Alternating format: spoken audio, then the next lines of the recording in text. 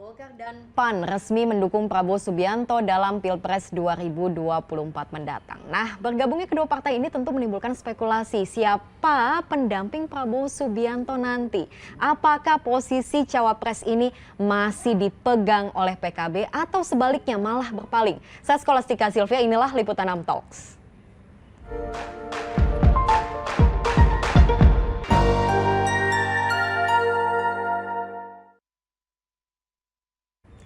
Baik, langsung saja izinkan saya menyapa narasumber saya yang sudah hadir di studio Liputan 6 pada sore ini. Selamat sore, Pak Andreas Hugo, politisi PDIP. Mbak Rustika Herlambang, Direktur Komunikasi Indonesia Indikator. Dan juga Mas Bawono Kumoro, peneliti Indikator Politik Indonesia. Sore, apa kabar semuanya, sehat? Kabar baik, alhamdulillah. Terima kasih banyak sudah meluangkan waktu ya untuk gabung sama-sama di Liputan 6 Talks. Nah, tidak cuma kita yang ada di sini, tapi juga sudah ada yang gabung bersama kita melalui sambungan Zoom. Ada Wakil Ketua Umum Partai Gerindra, Pak Habibur Rahman. Selamat sore Pak Habib. Apa kabar, sehat? Dan juga Ketua DPP PKB, Bang Daniel Johan. Bang Daniel, apa kabar? Sehat? Terima kasih. Wah, luar biasa. Semangat semuanya pada sore ini ya, walaupun jam-jam agak kritis nih. Semoga semuanya sudah ngopi, nggak ngantuk. Tapi semoga pembicaranya tidak ngantuk ya, pasti akan seru. Nah, ini karena yang akan kita bahas pada sore ini adalah Golkar dan PAN yang sudah merapat ke koalisi Prabowo Subianto. Saya mau langsung tanya kepada Partai Gerindra, Pak Habib. Berarti kan sekarang koalisinya nih ibaratnya koalisi paling gemuk ya. Tapi Golkar punya jagoannya, ada Erlangga. PAN juga punya jagoannya, ada Erick Thohir. Dan kita nggak boleh lupa, PKB juga sudah menyodorkan Caimin. Nah, kalau gitu gimana hitung-hitungan milih cawapresnya Prabowo? Ya, terima kasih. Tentu kami pertama mengapresiasi rekan-rekan Golkar dan PAN yang pada akhirnya bergabung mendukung Pak Prabowo sebagai capres. Ya. Dan itu tegas-tegas. Kalau dahulu kan banyak koalisi terbentuk, satu koalisi capresnya ada 3 atau 4.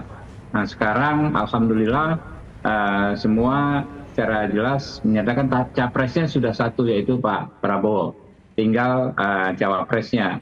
Nah pengalaman kita bahwa yang namanya cawapres ini tentu akan dibicarakan ya. Kan sebelum Golkar masuk, PAN masuk, ada KKIR ya, Pak Prabowo dan Gus Muhaimin akan menjadi penentu siapa cawapres. Artinya tidak akan ada cawapres dari kami tanpa persetujuan Pak Prabowo dan Gus Muhaimin Iskandar. Nah oleh karena itu dengan masuknya PAN dan Golkar juga tetap berlaku hal yang sama. Tidak akan ada ya, cawapres dari koalisi yang lebih besar ini tanpa persetujuan PKB dan Gus Muhaimin Iskandar. Jadi kita mengedepankan kebersamaan ya, dan tidak akan ada satu partai pun yang akan ditinggal ya. Terutama juga PKB, tidak akan mungkin PKB dan Gus Muhaimin Iskandar ditinggal. Nah, saat terbentuknya kemarin ya, teman-teman menyatakan dukungan PAN dan Golkar, jadi rekan-rekan PKB juga hadir, Gus Muhaimin bahkan ikut hadir ya. Intinya yang pertama kita bicara gagasan besarnya dulu. Gagasan besarnya adalah kesepakatan bahwa kita ingin mendorong Indonesia yang lebih maju, yang lebih baik lagi di masa yang datang, melanjutkan segala prestasi, capaian dan legasi pemerintahan saat ini. Nah, itu platform itu kita ketemu sebagai sama-sama partai politik ya, kekuatan politik yang mendukung keberlanjutan. Nah soal hal-hal lainnya dengan rileks ya, dengan penuh persaudaraan akan dibahas oleh para pimpinan kami. Kurang lebih seperti itu. Baik Pak Habib. Nah kalau dari PKB, Bang Nadil, tadi kan tidak akan ada cawapres tanpa persetujuan PKB, Gerindra, dan tentunya dua partai ini, Golkar dan juga PAN. Nah, dari PKB-nya, Caimin sebagai cawapres Prabowo, harga mati? Ya, makasih. Pertama tentu sama, kita welcome, terima kasih menyambut baik bergabungnya Golkar dan PAN kemarin. Ya, dan alhamdulillah hari ini ditegaskan kembali oleh Bang Habibur Rahman bahwa komitmen kebersamaan yang sudah dibangun sejak 1 tahun yang lalu bersama Gerindra itu tidak berubah. Deklarasi Sentul tetap berjalan dengan baik. Tentu dengan masuknya Golkar, sahabat Golkar dan PAN ke dalam koalisi Kebangkitan Indonesia Raya, kita tentu akan mendengarkan masukan-masukan, aspirasi-aspirasi yang berkembang, termasuk masukan-masukan aspirasi dari sahabat Golkar dan sahabat PAN. Tetapi pada akhirnya seluruh masukan itu akan dimusyawarahkan bersama dan secara khusus akan dirembuk oleh kedua ketua umum, Pak Prabowo dan Caimin, untuk memutuskan sebagai pemegang kunci pengambil keputusan baik dalam persoalan cawapres maupun persoalan lain strategis, termasuk khususnya program-program kerakyatan, visi-visi yang akan menjadi kekuatan utama yang ditawarkan oleh Kebangkitan Indonesia Raya kepada rakyat. Dan sejauh ini kalau ditanya posisi PKB, ya sejauh ini proposal PKB tunggal belum berubah, bahwa kami itu menjalankan amanat dari Muktamar dan Istimewa Ulama untuk mengajukan Caimin sebagai calon wakil presiden. Meskipun bebas antara presiden atau wakil presiden, tetapi karena kita sudah mengajukan Pak Prabowo sebagai presiden, maka posisi yang harus kita dorong adalah sebagai calon wakil presiden. Demikian, Mbak. Bang Daniel, jadi pertanyaan saya, Caimin sebagai cawapres Prabowo ini harga mati atau masih bisa ditawar? Ya tadi, proposal kami sampai detik ini hanya tunggal. Tidak ada alternatif lain. Apa itu juga jadi salah satu syarat ketika kemarin Golkar dan PAN gabung mendukung Prabowo, syaratnya adalah tetap Caimin yang harus cawapres? Yang saya pahami tidak ada persoalan pembahasan syarat. Tetapi kami memahami bahwa partai-partai lain termasuk Golkar dan PAN sudah memahami kondisi kesepakatan yang ada di dalam koalisi Kebangkitan Indonesia Raya. Karena itu kan dari sejak tahun yang lalu isi kesepakatan deklarasi KIR itu sudah sangat jelas diumumkan kepada masyarakat umum, sehingga siapapun partai yang bergabung sudah harus memahami bahwa keputusan masalah presiden dan calon wakil presiden adalah hak prerogatif kedua ketua umum. Oke, kalau tadi dari Gerindra dan juga PKB, saya mau tanya PDIP. Ada Pak Andreas di sini. Pak Andreas, gimana PDIP melihat bergabungnya Golkar dan PAN? Apakah PDIP ini merasa ditinggalkan gitu? Ya, pertama kami ucapkan selamat deh ke teman-teman PKB, kemudian juga Golkar. Memang sebelumnya kita ya berkomunikasi dan juga ke depan juga pasti akan tetap berkomunikasi, bahwa PKB dan Golkar sudah memutuskan paling tidak untuk sementara inilah dari apa yang disampaikan kemarin, bahwa pada hari Minggu kemarin bahwa mendukung Pak Prabowo itu adalah hak politik dari masing-masing partai tentunya. Tapi PDI Perjuangan kita punya calon sudah ditetapkan dan kita tetap membuka ruang untuk kerjasama dengan partai, juga kerjasama dengan berbagai elemen masyarakat, dan tentu inilah jalan terutama untuk ya lebih mensosialisasikan Mas Ganjar sebagai calon presiden. Nah, mengenai dengan dinamika yang ada, bahwa nanti kemudian sampai dengan pencapresan pada saat keputusan untuk mendeklarasikan membawa ke KPU, konstelasinya seperti apa, PDI Perjuangan pasti sudah punya calon dan akan punya calon wakil presiden, bahwa kemudian dengan koalisi yang terbatas seperti yang sekarang atau akan berkembang, itu buat PDI Perjuangan biasa. Katanya ada yang menyampaikan bahwa PDI Perjuangan dikepung, ya dikeroyok gitu, seperti itu. Tahun 2014 kita menghadapi situasi yang sama juga gitu, dan terbukti PDI Perjuangan menang gitu. Kalau pendekar itu kan kalau makin dikepung makin jago dia, makin pandai dia untuk berjibaku. Pak Andreas, gitu. jadi PDIP baik-baik saja?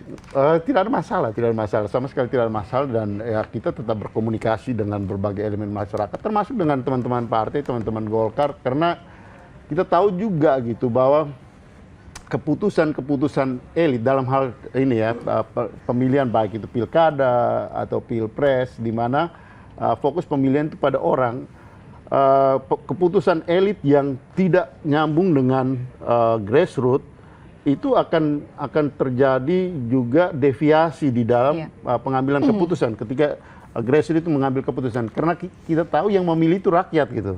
Partai mengusung, partai mendukung, tapi yang memilih tetap rakyat, dan rakyat bisa melihat rakyat akan memperhatikan figur.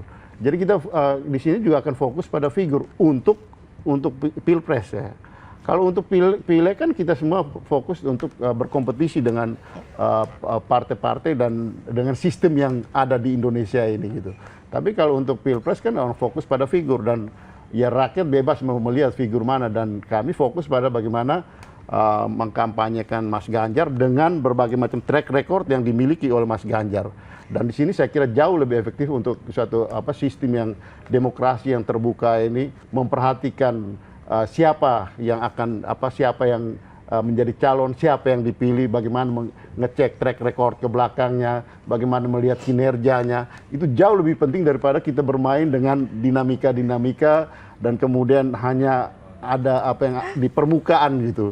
Dalam arti ya dinamika elit ini bagus, tapi ya bisa jadi terjadi kejenuhan di grassroots melihat bagaimana dinamika yang ada di elit ini. Ganjar tak gentar ya?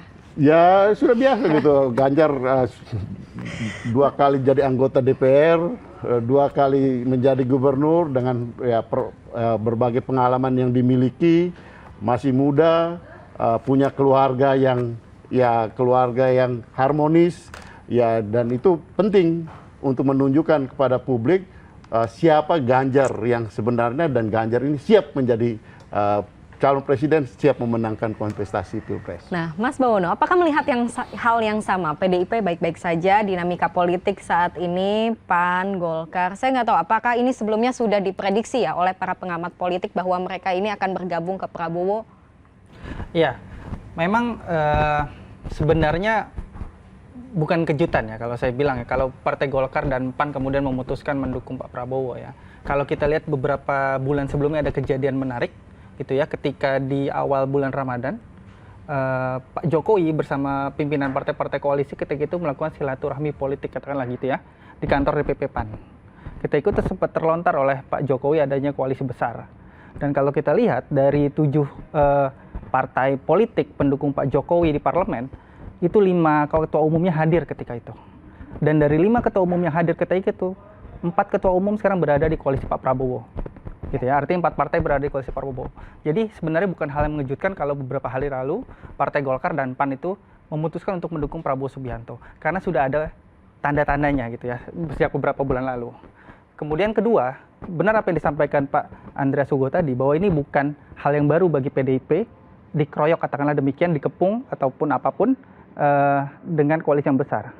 Tapi ada juga beberapa perbedaannya Pak Andreas kalau kita lihat ya. Pertama, ketika misalnya kalau mengambil contoh Pak Jokowi, ketika itu elektabilitas Pak Jokowi sudah cukup unggul gitu ya. 2014 konteksnya ya. Gitu ya. Konteksnya 2014 dan 2019 gitu ya. Oke. Tapi sekarang elektoral antara Ganjar dengan Pak Prabowo dan bahkan dengan Anies itu bisa dibilang kompetitif. Masih sangat kompetitif.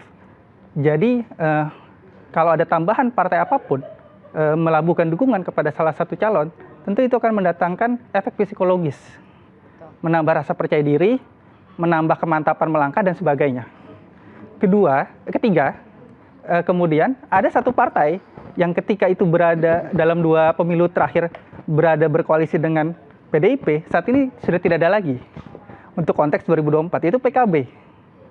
Nah, itu ada beberapa perbedaannya dan cukup penting partainya, cukup penting untuk memperhatikan keberadaan PKB ini, partainya Bang Daniel Johan gitu ya, karena punya basis massa yang signifikan di Jawa Timur, basis pemilihnya bisa dikatakan pemilih NU, kaum Nahdliyin dan sebagainya. Jadi memang ada persamaan, tapi ada juga beberapa perbedaan yang harus diperhatikan oleh koalisi Ganjar Pranowo saya kira.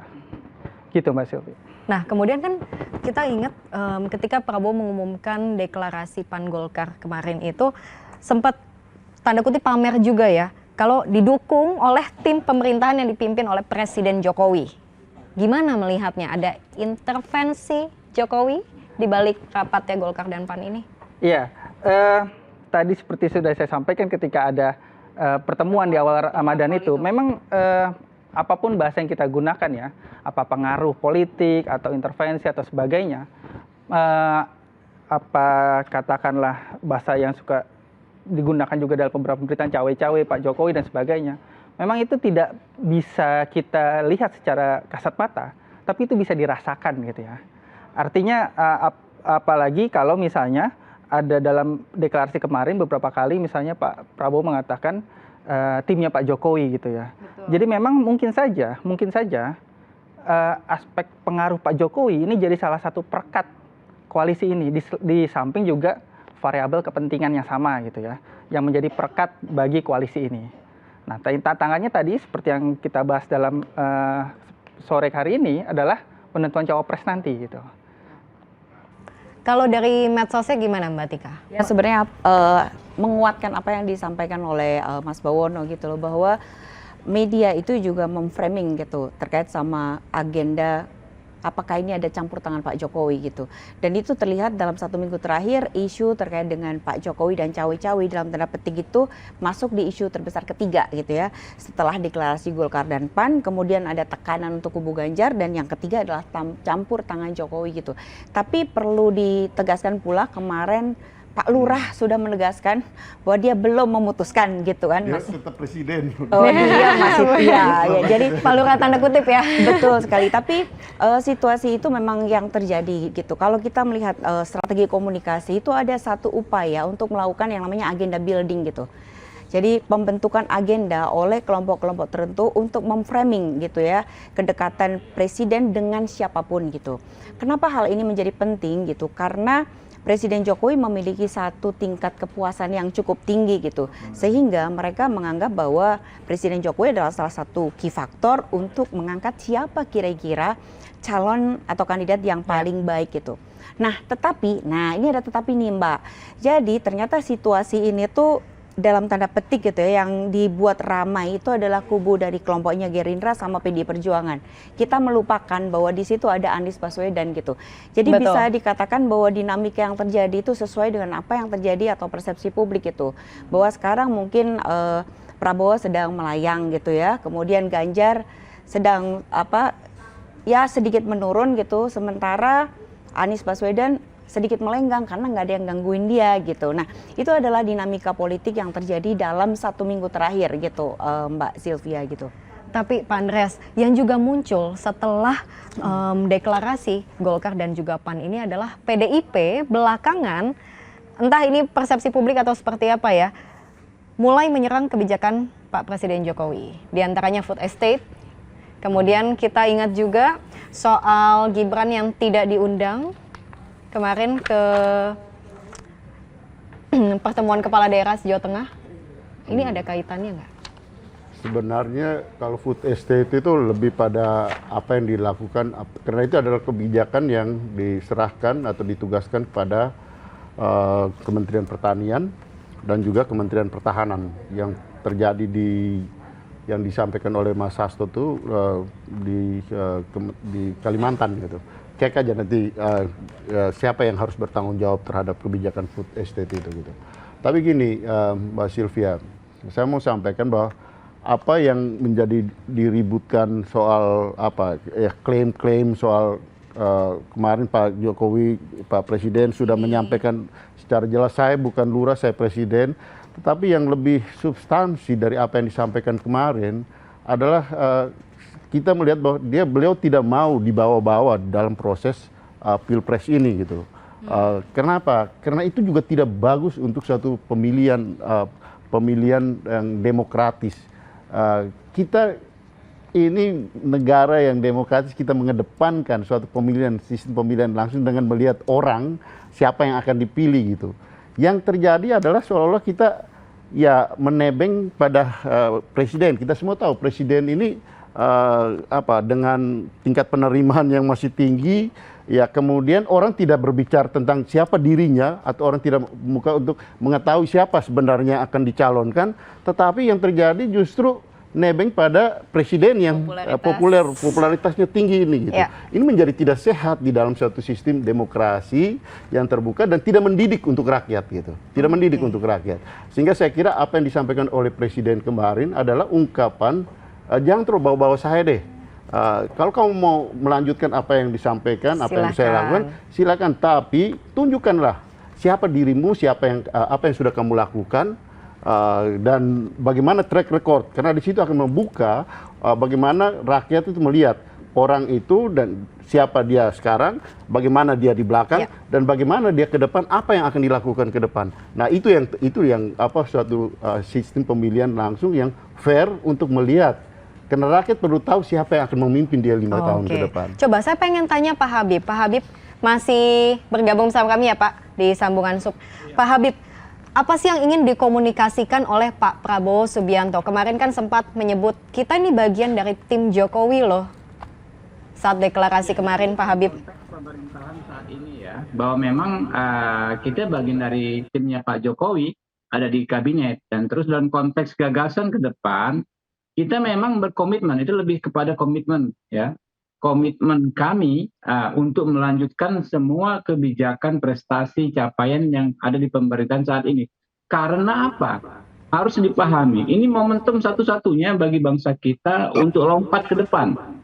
Ya, nggak pernah ada momentum sebaik ini. Kalau momentum ini terinterupsi, ya, tidak ada komitmen untuk keberlanjutan, bahaya sekali.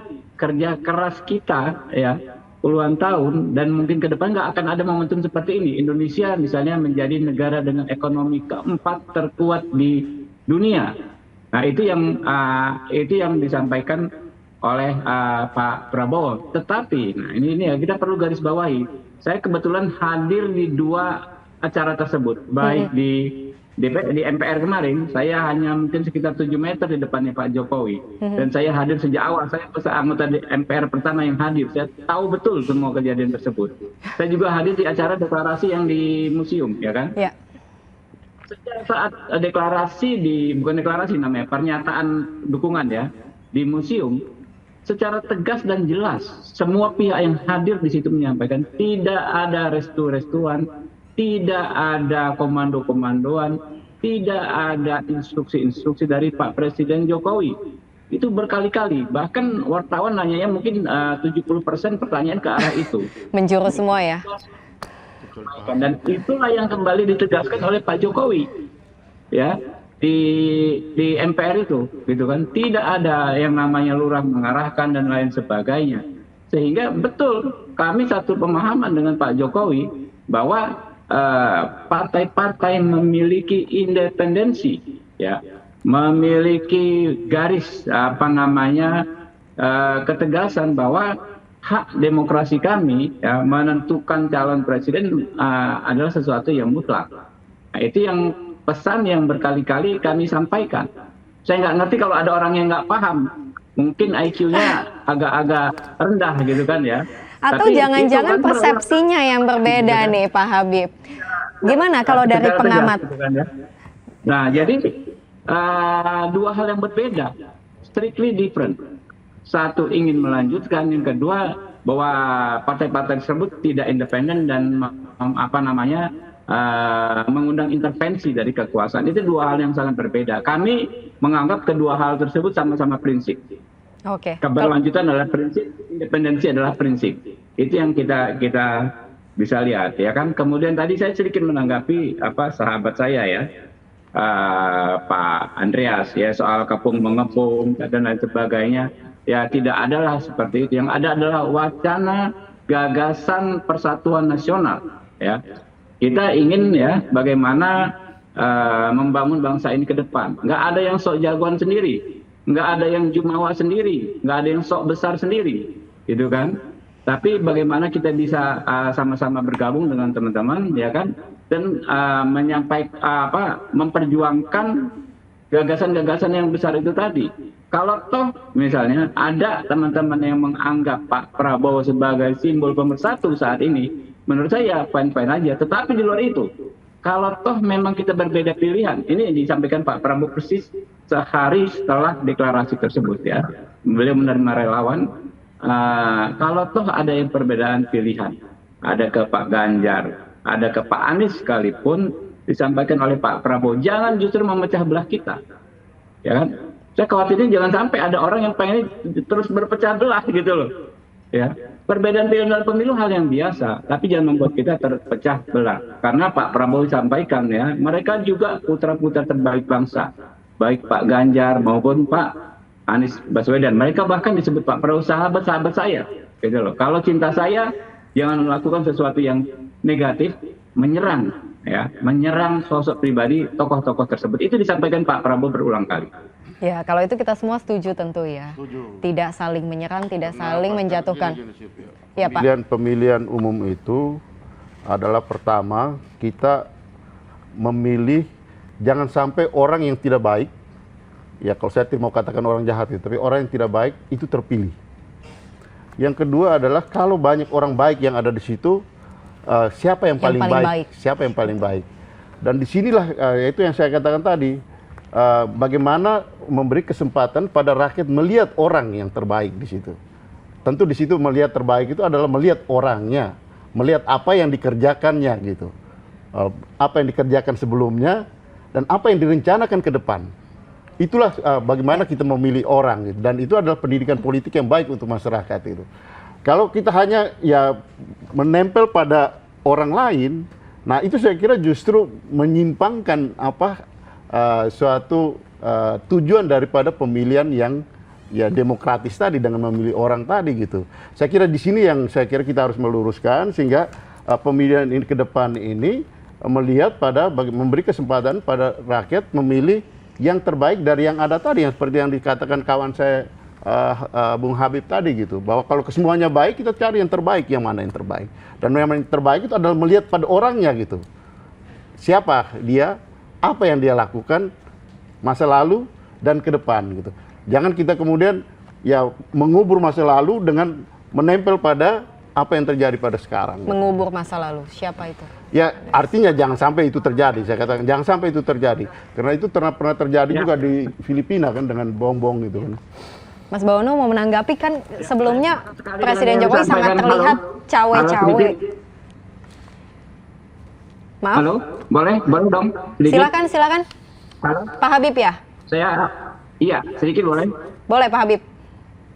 Ya, saya sepakat sekali dengan apa yang disampaikan oleh Pak Andreas Hugo Pereira. Kita melihat bakal calon ini secara utuh. Siapa yang paling mempunyai kompetensi, ya, melanjutkan keberhasilan yang ada saat ini, ya kan? Daripada kita melihat orang-orang sosok-sosok yang sekedar bisa membuat gimmick, ya, membuat kesan seolah-olah membuat pencitraan tertentu, ya kan, lebih baik melihat track record, rekam jejak dan keberhasilan selama beliau di pemerintahan, ya kan. Nah, bagaimana orang yang selama ini ada di sekitar Pak Jokowi memahami persoalan yang ada saat ini dan memahami tantangan yang ke depan. Karena kan Pak Jokowi berulang kali mengatakan pemimpin harus berani. Untuk berani itu kan harus memiliki pemahaman, harus memiliki pengetahuan, ya, ke depan bagaimana mempertahankan kepentingan bangsa dan kepentingan negara ini di konteks internasional. Kalau dari pengamat gimana melihatnya? Berarti ini kan ada dua bakal calon presiden yang sama-sama mengklaim meneruskan keberlanjutan. Iya. Kita rutin melakukan survei nasional. Dalam setiap lakukan survei nasional, kita pasti menanyakan tingkat kepuasan publik terhadap kinerja presidennya. Dan itu sudah kita lakukan sejak kita pertama kali melakukan survei nasional. Nah, dalam konteks misalnya Pak Jokowi yang sudah 2 periode, sedang menjalani 2 periode keduanya, apa sih pentingnya mengetahui approval rating gitu ya? Toh beliau kan nggak bisa mencalonkan lagi.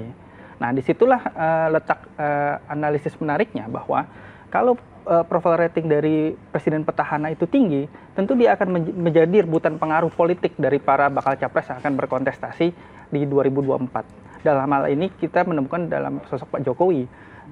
Berdasarkan temuan survei terbaru kami yang baru saja kami rilis tadi siang, periode Juli, approval rating Pak Jokowi sekarang di 81%, gitu ya. Kalau kita bandingkan misalnya dengan Pak SBY, di periode terakhir beliau menjabat, Pak SBY ketika itu di periode kedua mendekati pemilu, approval ratingnya tidak pernah setinggi ini. Kita ingat berbagai macam kasus, ada isu Senturi, ada isu kisru di internal Demokrat dan sebagainya yang mempengaruhi approval rating presiden. Dan itu tidak terjadi pada diri Pak Jokowi. Artinya memang baik Ganjar, Prabowo, atau bahkan Anies Baswedan sendiri, saya kira akan memiliki godaan gitu ya, tertarik gitu ya, untuk menuai approval rating Pak Jokowi tersebut gitu ya. Jadi bisa dibilang gini Mas, walaupun semuanya mengklaim gak numpang eksis kok, tapi nggak bisa dipungkiri Jokowi effect itu ada dan nyata. Ada itu approval rating itu ada suatu penilaian publik yang objektif terkait dalam survei bahwa publik puas dengan kinerja Pak Jokowi sebagai presiden. Tentu saja publik kan mengharapkan next presiden memiliki kinerja yang kurang lebih mirip dengan Pak Jokowi.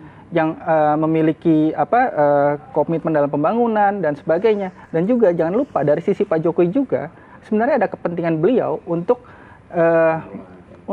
bukan memastikan ya, tapi agar presiden berikutnya bisa menjamin keberlanjutan pembangunan yang beliau sudah rintis selama hampir 10 tahun ini. Kita ingat ada beberapa pembangunan infrastruktur, proyek-proyek strategis seperti IKN yang harus dipastikan keberlanjutannya jangan sampai sebagai infrastruktur yang mangkrak di periode berikutnya. Kalau sentimennya di medsos gimana Mbak Tika? Ya, jadi kita bicara soal kampanye gitu.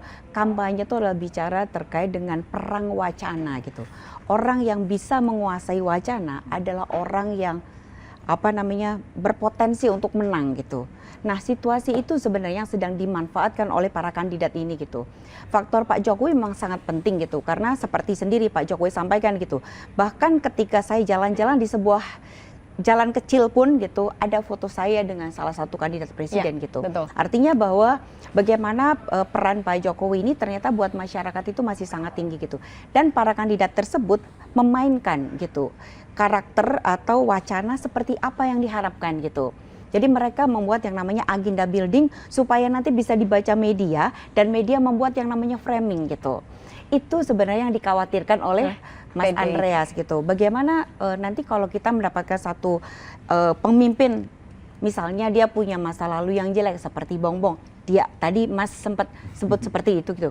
Nah, kita lihat gitu, apakah para kandidat ini bagaimana mereka dalam membuat sebuah agenda building gitu loh. Karena itu pengaruhnya sangat besar terhadap dinamika elektabilitas seorang kandidat gitu. Jadi kayak sekarang gitu, kenapa misalnya kalau dalam riset di media itu Prabowo sedang naik gitu, kemudian Anies lagi meningkat, mulai naik, ada rebound gitu, dan Ganjar itu dia sangat dinamis sekali. Tiga sosok ini tuh betul-betul sangat dinamis sekali gitu di media gitu. Soal sentimen gitu, nah kita bisa baca terkait sama hal ini aja gitu. Hal yang mendapat sorotan itu adalah terkait sama Gibran gitu. Di satu sisi menganggap bahwa masuknya Gibran itu mungkin ada sesuatu yang negatif buat orang lain karena munculnya politik dinasti dan sebagainya. Tapi di sisi lain mereka menganggap bahwa wah, ini adalah salah satu terobosan baru gitu, karena Gibran itu adalah sosok anak muda, milenial, dan kalau dari seluruh pemimpin muda di bawah 40 tahun, dia adalah salah satu figur yang memang mendapat exposure tertinggi di media maupun di media sosial gitu. Oke, karena Mbak Tika bahas Gibran, saya jadi pengen tanya lagi ke Pak Habib. Pak Habib, bagaimana Gerindra memperhitungkan Gibran sebagai pendampingnya Prabowo? Nah, ini mumpung ada Bang Daniel juga nih, nanti saya mau tanya. Pak Habib dulu, silakan Pak. Ya, sedikit saya tanggapi tadi soal billboard ya. Saya perlu sampaikan untuk kesekian kali bahwa itu merupakan kreativitas dari bawah, bottom up, yang memang kita approve ya. Kami menyetujui. Kenapa? Karena dua tokoh tersebut, Pak Jokowi dan Pak Prabowo, adalah simbol persatuan nasional. Kita tahu latar belakang beliau berdua sempat berseteru di dua pemilu dengan sangat sengit, lalu bersatu dan akhirnya menghasilkan sesuatu yang dahsyat. Ya, Pak Prabowo sangat baik kinerjanya sebagai Menhan, Pak Jokowi secara keseluruhan kinerjanya juga sangat top, sehingga approval rate-nya ya bagus sekali hingga saat ini. Kita tidak bisa bayangkan di tengah kita melewati situasi badai pandemi yang super sulit kemarin, ya kalau masih terjadi perseteruan, ya tidak ada rekonsiliasi 2019, sulit sekali menyelamatkan bangsa dan negara ini. Tapi berkat ini disampaikan Pak Jokowi di hari ulang tahun Partai Gerindra ya, berkat support full ya Partai Gerindra di parlemen bersama partai-partai yang lain, maka kita bisa ya melaksanakan agenda-agenda penting nasional ya kan, terutama mengeluarkan bangsa ini dari pandemi yang amat dahsyat tersebut. Nah, terkait soal Pak Gibran ya, kami perlu sampaikan bahwa posisi capres dan cawapres Partai Gerindra akan ditentukan. Saya akan katakan tadi ada Koalisi Kebangkitan Indonesia Raya Pak Prabowo dengan Pak Gus Muhaimin Iskandar, lalu juga sekarang ada 2 partai yang baru, 3 bahkan akan ada 4 ya, yang tentu juga akan kami dengar, tapi tidak akan ada nama cawapres yang keluar dari koalisi ini tanpa persetujuan Gus Muhaimin Iskandar dan rekan-rekan PKB. Nah itu kompetensi saya menyampaikan hal tersebut. Nah kalau soal gugatan di Mahkamah Konstitusi di mana kami ya mengajukan diri menjadi pihak terkait atau sebagaimana diatur di peraturan MK, pihak yang peduli pada apa yang diperjuangkan oleh para pemohon, tentu kami peduli pada perjuangan generasi muda ini, ya, yang ingin mendapatkan haknya juga sebagai subjek dalam pemilihan umum presiden. Karena menurut Pak Prabowo dan menurut kami, ya, yang namanya usia itu jangan jadi rujukan utama harus sekian gitu loh. Tapi lihat orang per orangnya, kalau kompeten, mau tua, mau muda, ya kalau kompeten menjadi pemilih dan dipilih oleh warga, dipilih oleh masyarakat, apa masalahnya, gitu kan? Semua orang berhak untuk berkontestasi. Toh ini bukan gugatan yang ditunjuk, ya misalnya komisaris BUMN, menteri, ya kan, misalnya presiden menunjuk anaknya sendiri, ya nggak bisa seperti itu. Tapi ini jabatan yang diperebutkan melalui kontestasi. Ya, jadi bukan jalan singkat, justru jalan panjang. Kalau ada anak muda memiliki hak untuk mengikuti pemilu, ya dia belum tentu otomatis terpilih menjadi pejabat tersebut, tapi harus melalui rangkaian proses pemilihan yang sangat panjang, yang akan ditentukan oleh rakyat hasilnya. Nah, rakyatlah yang akan memilih. Nah, itu dia hak untuk berkompetisi, inilah yang kami ikut bela, yang kami ikut pedulikan terkait masalah ini. Begitu. Oke, Pak Habib. Nah, Bang Daniel, berarti kan saat ini ada begitu banyak nama yang disodorkan tadi ya untuk mendampingi Pak Prabowo. Kita ada Caimin tentu nomor 1 dan yang paling terutama, kemudian ada Erlangga Hartarto, ada Erick Thohir, dan ada calon independen seperti nama Gibran yang tiba-tiba muncul begitu saja. Gimana nih PKB? Ya tetap artinya kita menghargai lah seluruh usulan, seluruh masukan, bukan hanya persoalan cawapres, tetapi juga masukan-masukan yang lain.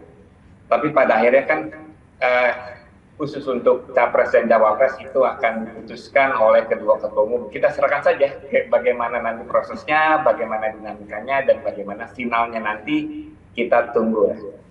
Mbak Daniel, tapi kalau misalnya nanti skenarionya berubah gitu, Caimin tidak jadi cawapres, nah PKB akan tetap bersama dengan Prabowo Subianto atau hengkang mungkin pindah ke Pak Andreas mungkin? Welcome katanya. Saya nggak bisa menjawab ini karena tidak bisa mendahului kenyataan, tetapi ya normalnya itu tentu Caimin akan berkonsultasi dengan DPP, berkonsultasi dengan Dewan Suro, berkonsultasi masukan dengan para kiai. Nanti seperti apa masukannya tentu itu akan menjadi hal yang menentukan menjadi keputusan final. Tapi ibarat rencana gitu ya, walaupun kita tidak bisa mendahului masa depan nih, Bang Daniel, plan B-nya apa? Ya, kita akan berkonsultasi menyerahkan kembali yang memberikan mandat kepada Caimin. Bang Andreas gimana? Siap? Saya senang lihat Bang Daniel senyum-senyum, ketawa-ketawa ini kan. Nggak, artinya dengan teman-teman PKB ini kan kita sudah cukup lama bergaul, berkomunikasi. Gimana Caimin dengan kawan-kawan PKB ini kan kebanyakan dari teman-teman ini kan kita tahu kan background aktivis ketika mahasiswa, dan kita berkomunikasi, dan 2014 kita sama-sama dan 2019 juga sama-sama. Sehingga ya komunikasi itu tetap berjalan dan cair di dalam hubungan sebagai perkawanan politik. Tentu menuju ke 2024 ini ya dinamika-dinamika yang berkembang. Tentu setiap partai pasti menghitung gitu, menghitung dalam arti menghitung bahwa kita ini kan yang pasti kita berkompetisi di pileg gitu. Ya. Tapi di pilpres kan kita punya ruang untuk kerjasama kan. Nah di sini kan ruang kerjasama itu bisa dibicarakan gitu. Nah PDI Perjuangan pada prinsipnya kita membuka ruang kerjasama. Nanti ke depan kalau ketika kita mengusung dan menang ya mari kita berkoalisi untuk memperkuat pemerintahan gitu. Nah prinsip itu yang selalu disampaikan oleh Ketua Umum bahwa ya, PDI Perjuangan ya siap untuk bekerja sama bergotong royong untuk memenangkan dan dengan cara-cara yang tentu juga fair gitu dalam arti ya seperti bagaimana kita memperkenalkan kandidat kita secara terbuka kepada masyarakat, melihat track recordnya, apa yang dikerjakan. Nah itulah yang dilakukan dengan Mas Ganjar selama ini. Dan bagaimanapun juga nggak lupa ya Mbak Puan berulang kali menyebutkan nama Caimin masuk sebagai bursa cawapresnya Pak Ganjar ya Pak Andreas ya? Iya, artinya sekarang ya PDI Perjuangan kan sudah mengumumkan Mas Ganjar sebagai Bang Daniel senyum-senyum tuh, Pak Andreas. Sebagai calon presiden. Ya tentu kita membuka ruang opsi untuk berbicara dengan kawan-kawan yang lain dengan opsi-opsi yang ada gitu. Dengan opsi-opsi yang ada tanpa harus mengklaim bahwa ini perintah dari sini, tapi kita membuka ruang kerjasama untuk ya kita bicarakan dengan teman-teman pimpinan partai yang lain. Gitu. Bang Daniel, kalau terakhir kan Caimin sudah ketemu dengan Puan, itu yang terakhir ya. Sudah ada komunikasi lagi belum antar kedua partai ini? Kalau komunikasi setiap hari karena ketemu di pimpinan. Komunikasi yang lebih. Tadi juga ketemu. Bukan komunikasi WA loh, Bang. Ya, tapi kan di sela-sela itu pasti ada bisikan-bisikan gitu kan. Bisikan-bisikan. Nah, tadi yang juga menarik tuh Pak Habib tadi bilang akan ada 4. Betul nggak itu Pak Habib? Apakah ini tandanya akan ada partai lain lagi yang gabung dalam koalisi gemuk Kebangkitan Indonesia Raya? Dalam waktu 1-2 hari ini ada satu partai politik lagi menyampaikan dukungan kepada Pak Prabowo ya. Info yang sangat kuat ya. Ada clue-nya mungkin? Kita juga tetap membuka diri. Kita tetap membuka diri ke partai-partai politik lain, termasuk kepada sahabat kami PDI Perjuangan ya. Jika bisa bergabung ya nggak ada masalah gitu kan ya. Terlepas kita bicara sosok capres dan cawapres ya kan, tapi dalam konteks kebersamaan ya di pemilu ini nggak ada masalah. Kita tidak ada satu partai politik pun yang kita musuhi itu artinya. Kami ini kalau Gerindra ini dengan siapa saja kita cocok. Tidak ada satu partai politik pun yang kita dengan ini jangan sampai, dengan ini jangan sampai. Ya. Kurang lebih begitu. Pak Habib, clue-nya mungkin yang warnanya apa partai politiknya nanti? Habis ketemu kemarin. Oh ya habis ketemu kemarin ya? Yang bikin geger itu loh. Pak Habib. Nanti disampaikan tidak dalam kompetensi menyampaikannya. Nanti ada pengumuman. PSI mungkin pengamat? Iya. Mungkin saja. Silakan Mas. Ya. Memang koalisi Partai Gerindra ini kalau kita lihat memang berupaya menghimpun gitu ya, dukungan dari partai-partai yang memang selama ini dikenal katakanlah sangat pro Jokowi. Pro Pak Jokowi gitu ya, yang bagian dari tulang punggung pemerintah Pak Jokowi hampir 10 tahun ini ya. Termasuk dengan PSI tadi Mbak Sylvie sampaikan, karena PSI meskipun belum berada di parlemen, tapi kan mereka dalam berbagai kampanye dan berbagai hal juga mengatakan kami tegak lurus dengan Pak Jokowi. Artinya ada bahkan memperkenalkan sebuah term istilah yang dikenal dengan nama Jokowisme gitu ya belakangan. Nah, apakah kalau misalnya nanti berkoalisi dengan partainya Bang Habibur Rahman, apakah itu juga menandakan sekaligus mengirimkan pesan bahwa ada restu juga dari Pak Jokowi untuk berkoalisi dengan Partai Gerindra dan mendukung Pak Prabowo Subianto? Karena itu tadi apa yang disampaikan PSI selama ini adalah kami tegak lurus Pak Jokowi, baik dalam berbagai media kampanye mereka juga maupun statement-statement dari sejumlah elit politik PSI. Pak Andreas, itu tadi bocorannya ada satu lagi nambah lagi nih koalisinya. Gimana PDIP? Sudah siapa saja yang merapat kemarin isunya P3 sempat Enggak. Tidak. Itu sudah disampaikan. Sudah dibantah? Dan sebenarnya PDI Perjuangan tidak ada beban kalau artinya di dalam kerjasama. Toh kita membuka ruang, kita sudah bisa mengusung dan tetap membuka ruang untuk kerjasama. Dan lebih fokus pada bagaimana mengkampanyekan Mas Ganjar, mensosialisasikan Mas Ganjar. Dengan tetap membuka ruang untuk ya berkomunikasi dengan partai-partai yang lain. Karena kita tahu yang memilih itu pada akhirnya rakyat gitu. Rakyat yang akan memilih dan rakyat yang akan melihat siapa figur yang dicalonkan oleh ya partai yang mengusung ya kandidat-kandidat itu gitu. Dan saya kira itu sangat-sangat substansi ya, jauh lebih substantif ketimbang ya memang penting ya bahwa ada dukungan itu pasti ada efek psikologisnya gitu kan. Tapi efek psikologis itu juga harus diikuti dengan substansi. Disitulah ya PDI Perjuangan kami melakukan pendidikan politik juga pada masyarakat untuk melihat pada figur dengan ya itu tadi yang saya katakan tadi, apa yang dia buat, apa yang sudah dia lakukan, bagaimana lingkaran personalitinya, itu penting itu untuk menunjukkan bahwa kita siap dengan figur yang bisa, kalau Pak Jokowi katakan melanjutkan itu apa yang sudah dilakukan oleh Pak Jokowi secara substantif. Hari ini barusan di acara Hari Konstitusi, Pak Jokowi juga menyinggung kembali gitu apa yang kemarin disampaikan bahwa ya orang banyak bicara tentang hal-hal yang ya ide-ide besar, visi-visi besar, tapi perhatikanlah hal-hal yang detail. Hal-hal yang berkaitan dengan strategi, bagaimana mencapai itu, bukan hanya sekedar mau melanjutkan gitu, tapi bagaimana melanjutkan itu, apa yang sudah kau buat sehingga kau bisa melanjutkan itu gitu. Nah di sini kan saya kira Pak Jokowi juga menyinggung soal substansi daripada ide-ide yang disampaikan. Jadi tadi Pak Jokowi bilang jangan hanya terbatas pada jargon politik. Ini barusan tadi di acara Hari Konstitusi tanggal 18 hari ini di Gedung Nusantara 5, beliau mengulang kembali gitu. Sebenarnya pesan yang kemarin beliau sampaikan gitu, yang saya tangkap apa yang disampaikan di dalam sidang istimewa MPR, sidang tahunan MPR kemarin gitu. Pak Andreas, tapi sejauh ini PDIP, P3 solid? Solid, kita solid. Artinya komunikasi tetap berjalan, ruang pembicaraan juga ya sifatnya kita ya saling berkomunikasi dengan apa yang akan dilaksanakan, juga kita berbagi tugas gitu, berbagi tugas dengan teman-teman partai yang memberikan kemarin usulan. Isunya bisa jadi P3 akan pindah haluan kalau misalnya Sandi tidak mendampingi Ganjar. Nggak benar itu, nggak benar. Tidak ya? Itu sudah diklarifikasi juga. Oke.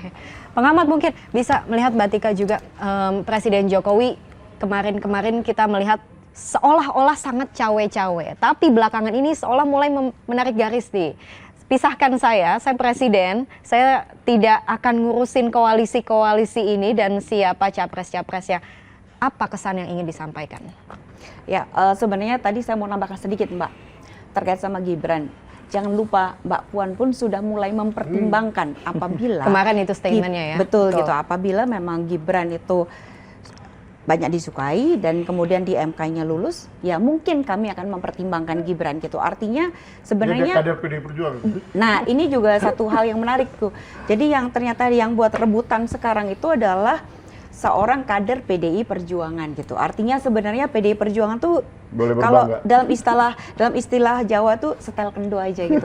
Nggak usah dipikir banget, kamu udah bisa sendiri gitu. Nah, tapi ada satu hal yang menarik ya Mbak, mungkin juga terkait dengan fenomena politik pada saat ini gitu. Ya. Mungkin kita bisa buka melalui grafik gitu. Terkait dengan 4 cawapres Prabowo gitu ya.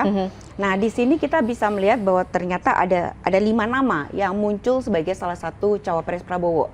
Di situ ada Gibran, ada Muhaimin, ada Erlangga, ada Erick Thohir dan Ridwan Kamil gitu. Siapa Mbak Tika yang paling tinggi? Nah, di situ kita lihat bahwa secara exposure itu Gibran memang paling tinggi dibandingkan dengan calon-calon yang lain. Kalau saya boleh ceritakan, kondisi ini mirip sekali dengan Presiden Jokowi, Pak Jokowi di tahun 2012 sampai 2013, di mana exposure-nya itu jauh lebih tinggi dibandingkan pas pertama kali dia dari wali kota Wali Solo kota ya? naik Kemudian ke naik gubernur DKI, DKI. itu situasinya tuh persis seperti ini gitu. Jadi exposure-nya dia sangat tinggi dibandingkan dengan kandidat yang lain gitu. Nah, di sini tuh sebenarnya ada satu hal yang menarik, Mbak. Kenapa engagement-nya Gibran itu tinggi? Paling tinggi. Salah satunya engagement terbesar itu berasal dari akun medsos TikTok. Nah, jadi TikTok itu adalah salah satu dari TikTok. Jadi TikTok itu merupakan salah satu platform media sosial yang sekarang itu sedang naik daun sebenarnya gitu.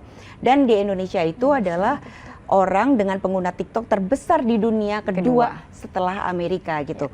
Nah, di sini tuh para pengamat dan beberapa jurnal menyatakan bahwa sekarang aktor-aktor politik itu paling bagus itu adalah masuk ke politik itu melalui TikTok. Kenapa? Karena bentuknya adalah poly entertainment. Jadi masyarakat itu bisa mendapatkan informasi dengan sangat mudah, atau dalam tanda petik itu lebih ringan gitu. Informasi itu lebih ringan ketika dia disampaikan dengan cara yang lebih menyenangkan gitu. Tidak membuat orang stres seperti itu. Nah, itulah yang terjadi di Indonesia gitu. Jadi TikTok itu kalau tadi Gibran sangat tinggi itu karena salah satu engagement terbesarnya itu adalah berasal dari TikTok. Kedua, ketika tadi saya bicara terkait sama agenda building gitu. Dalam postingan yang terbesar yang kenapa cawapres Prabowo itu menjadi sangat besar, ternyata salah satu postingan TikTok itu berasal dari bagaimana agenda building itu dibuat hubungan antara Prabowo dengan para kandidatnya. Di mana hubungan misalnya dengan kandidatnya tuh di framingnya di dalam berita di dalam TikTokan itu yang sifatnya formal, sementara terkait dengan Gibran dia dengan kudanya ketika mereka berdua, jadi kelihatan sekali Lebih humanis ya? lebih humanis gitu. Terus Gibran jadi gagah gitu kan dan ganteng gitu lah, ibaratnya kudanya cantik, itu betul diperlihatkan seperti itu. Nah, itulah situasi yang terkait dengan dunia politik saat ini gitu. Di Indonesia lagi naik Mbak Tika, pindah ke tadi TikTok. Gibran nomor 1, Caimin nomor berapa? Caimin itu ada di data, kita bisa lihat bahwa Oke, kita lihat ya, sebentar. di data di situ terlihat Caimin itu adalah salah satu tim memiliki satu pendukung yang sangat militan. Betul. Dia tuh sangat konsisten gitu. Tetapi kan ketika kita bicara terkait sama masyarakat umum yang sangat besar gitu ya, ternyata Gibran masih mendapatkan coverage yang lebih luas gitu karena dia anak muda gitu ya. Terus kemudian orangnya tuh kan nyeleneh gitu. Dia tuh membawa politik sebagai sesuatu yang tidak lagi berat dalam tanda petik gitu, tidak lagi formal sangat birokratis gitu. Ketika dia surveinya tuh lagi tinggi-tingginya, dia dengan santai ngomong salah kali surveinya gitu. Iya. Santai, humble gitu. Dan itu sebenarnya ternyata anak muda senang dengan hal-hal yang seperti itu. Dan juga dalam riset-riset yang terakhir juga menyatakan bahwa ternyata milenial dan Gen Z juga memfavoritkan Gibran sebagai salah satu kandidat cawapres yang paling potensial gitu. Baik. Dulunya Erik gitu. Nah, ini sebenarnya PDI Perjuangan tuh harusnya lebih percaya diri. Gibran itu PDI Perjuangan. Nah, itu jadi harus dikekep gitu, harus dirangkul tuh gitu. Bang Daniel, Iya. gimana nih Bang Daniel, tadi hasil surveinya Mbak Tika sudah memaparkan Caimin nomor 2, kalau mau mendengarkan aspirasi atau pilihan rakyat saat ini gimana pun survei tadi menunjukkan yang paling oke mendampingi Prabowo Subianto, nomor 1 ada Gibran, nomor 2 ada Caimin. Minggu ini, sejauh ini. Gimana Bang Daniel? Bagus. Sorry. Oh bagus. Ya belum Pak, karena kan yang bahas bukan saya. Tapi intinya gitulah, seluruh masukan kita apresiasi, nanti sudah kita serahkanlah kepada pengambil keputusan. Saya juga belum paham nanti dinamikanya seperti apa, karena kan akan banyak sekali pertimbangan yang harus menjadi dasar untuk pengambilan keputusan. Oke, Pak Habib, kan ini sudah akan membentuk tim kerja pembahasan cawapres ya, ini salah satunya kemarin setelah deklarasi dukungan ini. Gimana sejauh ini update-nya? Bukan tim kerja ya. Tetap soal cawapres akan ditentukan oleh para dewa-dewa tersebut ya, para bos-bos tersebut. Pak Muhaimin, Pak Prabowo, lalu juga kita mendengarkan dari Ketum Golkar dan Ketum PAN yang bekerja di level lainnya adalah bagaimana kita mulai memanaskan mesin-mesin partai, ya. Kita akan melakukan roadshow semacam deklarasi di berbagai kota dengan nanti melibatkan keempat semua, ya, bukan hanya 4 partai politik yang parlemen, ada juga yang di luar parlemen akan ikut. Jadi sambil beberapa hari ini kita menunggu ada 1 atau mungkin 2 partai politik lagi yang masuk. Nah, setelah itu kita akan roadshow keliling Indonesia, ya. Nanti hostnya itu berganti-ganti, masing-masing partai politik, misalnya PKB di Jawa Tengah, Jawa Timur, Gerindra di DKI, di mana, di Banten, di Jawa Barat. Nah, itu kita akan ke sana karena kan memang kita mau adanya paralelisasi. Kita nggak mau nunggu dulu misalnya fixnya koalisi atau fixnya capres dan cawapres baru kita kerja. Kita mau mulai deh, ya, sosialisasi gagasan-gagasan besar 4 partai, sejumlah partai mendukung Pak Prabowo ini, ya, ke masyarakat. Karena memang kita ini kan nggak, yang paling penting adalah masyarakat memahami apa sih tawaran kita ke depan, ya, bagaimana Indonesia ke depan secara detail, gitu. Oke, kalau gitu kita tunggu ya siapa ini 1 atau 2 partai politik yang akan gabung lagi mendukung Prabowo Subianto.